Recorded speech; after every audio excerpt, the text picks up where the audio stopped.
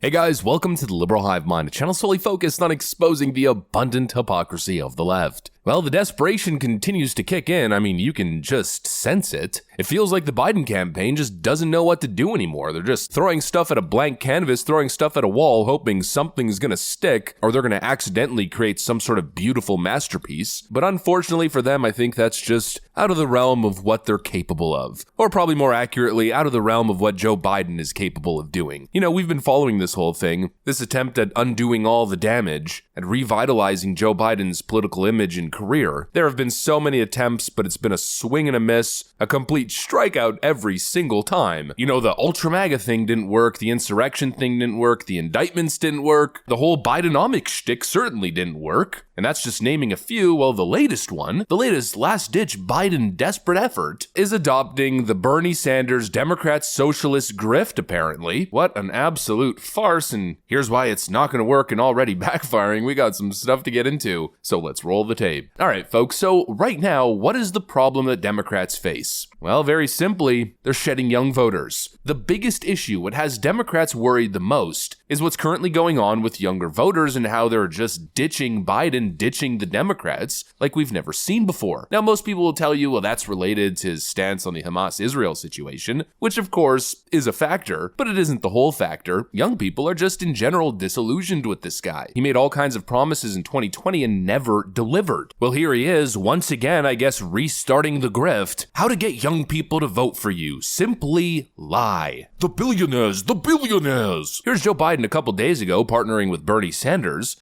Because you're all people that have a lot of money. I know 20 of you and you're rich as hell. We're going to give you tax cuts. We're going to pay off our debt. You know, that's everything you need to know about Donald Trump. When he thinks the cameras aren't on, he tells his rich friends, quote, we're going to give you tax cuts. Can anybody in America imagine that at a time of massive income and wealth inequality, billionaires are doing phenomenally well, that he's going to give them huge tax breaks? And then at the same time, he's going to cut Social Security and Medicare and programs that our kids need. This is his economic plan? That's what he wants to do? Cutting taxes for his friends? Cutting Social Security for you? That makes me mad as hell, quite frankly. The hypocrisy is just outrageous. This is what he says to his billionaire friends, not quite what he's saying at his rallies. There are 1,000 billionaires in America, in this country. They pay an average tax rate of 8.2% federal taxes. So I have a plan, we have a plan, asking his good buddies to begin to pay their fair share. You have one candidate who wants to cut Medicare and Social Security and one who's going to protect it.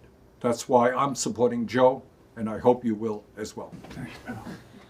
The same old talking point. He's gonna cut Social Security and give a tax break to the wealthy. You know, Bernie Sanders has been saying this for how frickin' long? He keeps saying it over and over again, but regardless of how many times he says it, saying it over and over again will not make it true. Donald Trump only cares about the billionaires. How many times have these people straight up lied about the Trump tax cuts? That it only benefited the rich of the rich. Is it true that Trump's tax cuts benefited the rich of the rich? Yes, it is. But Democrats will have you believe that it only affected the rich of the rich, when in fact the benefits were more significant to lower income earners, who in some cases saved thousands of dollars, which actually makes a huge difference for them. But here we go again with Donald Trump and the billionaires and the Donald Trump and the billionaires. What a desperate, dishonest, last-ditch play. Nothing but lies. And of course there's the other lie, that billionaires only pay 8.2% in taxes. We gotta increase their taxes because they're only paying 8%. Joe Biden said this a million times. It's probably another one of those co-opted Bernie Sanders talking points meant to appeal to youth voters who have yet to earn a single thing in their life, yet they instantly feel entitled to take away from successful people who created the beautiful country that they're privileged enough to even exist in. But anyways, this 8% number, again, is a load of crap. Here's a fact check from verifythis.com. No, billionaires don't pay an average of 8.2% in federal taxes. President Biden claimed during the State of the Union that the average federal tax rate for billionaires is 8.2%, but the actual number is much higher. Billionaires do not pay an average of 8.2% in federal taxes. The 400 wealthiest American taxpayers actually pay an average federal income tax rate of around 23%, and that's just the federal rate. In other words, billionaires are paying the most taxes. In other words, the most successful Americans and American corporations are paying the majority of taxes. Again, let's introduce a basic fact check. Now, President Biden saying he wants a tax system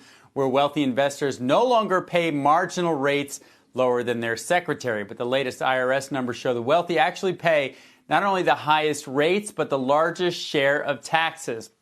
The top 1% paid 40.1% of all federal income taxes in 2018. That is the highest share on record and more than twice the share of the 1980s. Their average effective rate, now that's what they actually pay when you include all the credits and deductions, that was over 25%.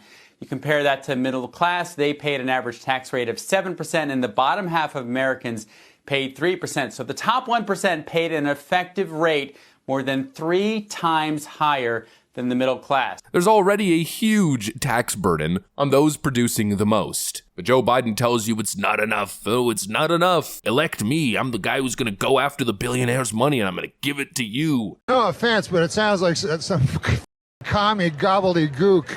You know, they're actually trying to make the argument that Donald Trump is the politician for the billionaire class. Here's another little social media campaign ad recently released by the Biden team. Folks, you know, Trump is down in Florida today raising money from a bunch of hedge fund billionaires who want him to cut Social Security and Medicare and their taxes. So I figure there's no better day than today to tell you that in the first quarter of this year, we raised $185 million.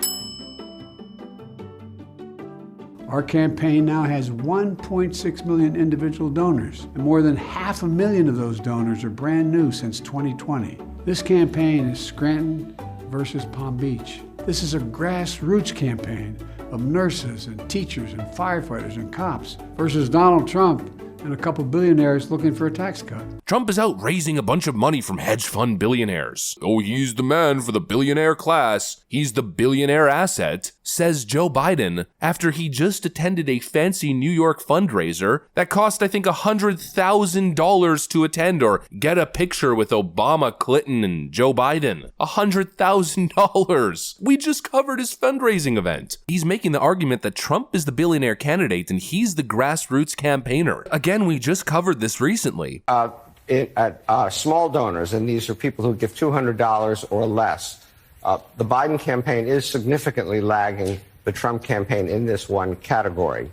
And that is very different than what happened in 2020 in the cycle, where, and this is the full cycle for 2020, where the Biden campaign substantially outraised Trump among small donors. So there is a shift here, and it may reflect the enormous passion of Trump's base and some of the issues Biden may be having with his small donors. Big donators are on Joe's side, small grassroots donations are on the Trump side. This guy is the biggest liar, the biggest snake. He's so utterly dishonest, but most importantly, he's so utterly disingenuous. He's not genuine at all. He's just desperate. They don't have talking points, they don't have stances, and so what they're doing is attempting this little pathetic ploy to manipulate young voters into coming back into their camp. The billionaires, the billionaire grift, the anti-billionaire grift. This is what they do. I mean, for instance, right now, they're worried about the black vote as well, not just young voters. And so you'd expect maybe, I don't know, like a platinum plan for black Americans? Maybe an actual promise of investments, neighborhood policing and cleaning, making civic centers and learning institutions to actually help bring the black community up. No, none of that. No hope, no opportunity. No, just flooding illegal migrants into your communities. And then, of course, the real selling point. The Biden administration is now possibly postponing a ban on menthol cigarettes